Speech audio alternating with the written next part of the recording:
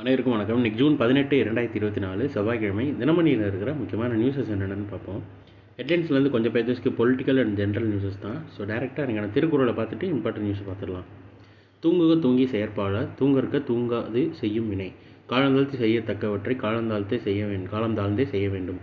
காலந்தாழ்த்தாமல் விரைந்து செய்ய வேண்டிய செயல்களை செய்ய காலந்தாழ்த்தக்கூடாதுன்னு வினை செயல் வகைன்ற அதிகாரத்தில் திருவள்ளுவர் சொல்லியிருக்காரு. அடுத்ததாக உலகின் சிறந்த பள்ளிகள் பட்டியல் முதல் 10 இடங்களுக்கான பரிந்துரையில் 5 இந்திய பள்ளிகள்னு தெரிவிச்சிருக்காங்க.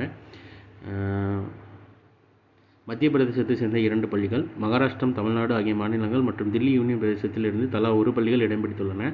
இது யார் நடத்துகிறாங்கன்னா, சமூக முன்னேற்றத்திற்கான சிறப்பான பங்களிப்பை வழங்க பள்ளிகளை தேர்வு செய்து பிரிட்டனை சேர்ந்த D4 கல்வி நிறுவனம் உலகின் தலை சிறந்த பள்ளிகளுக்கான விருதை வழங்கி வருகிறது.